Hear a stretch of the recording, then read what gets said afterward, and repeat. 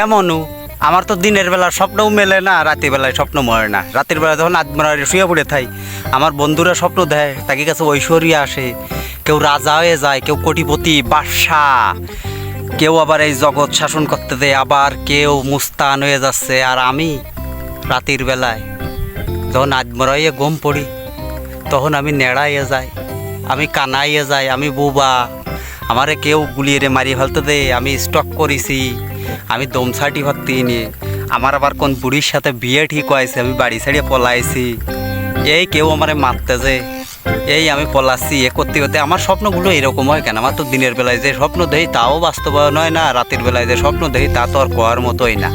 আমার বন্ধুরা কোটিপতি হয়ে যায়, রাজরানী নিয়ে থাকে, রাজমহল, এসব স্বপ্ন স্বপ্ন দেখতে তো কোনো সমস্যা নেই, কিন্তু রাতের বেলায় অন্তত আমার ভালো স্বপ্নটা দিয়া আমার সাথে এরাম হয় কেন? আমার তো আর ভাল লাগে না, আমার স্বপ্ন দেখতেও ভাল লাগে না, আমার দিনের বেলায় জাগিয়ে স্বপ্ন দেখতেও ভাল লাগে না, আমার রাত জাগতেও ভাল লাগে না, আমার দিনের বেলা ভাল লাগে না। আমার ইরাম হচ্ছে কে? আর তুই গিয়ে কার সাথে কিরাম হচ্ছে একটু জানাস কেন? তোরা কি স্বপ্নে দেখতেছিস? বর্তমানে স্বপ্ন কথা শুনতে দে না। তোকে স্বপ্নটা কি কমেন্টে এসে জানাই যাস, তোরা রাতের বেলায় কি স্বপ্ন দেশ? আমার মতো পাগল ঠাকুল হয়ে যাস কিনা স্বপ্ন দেখে?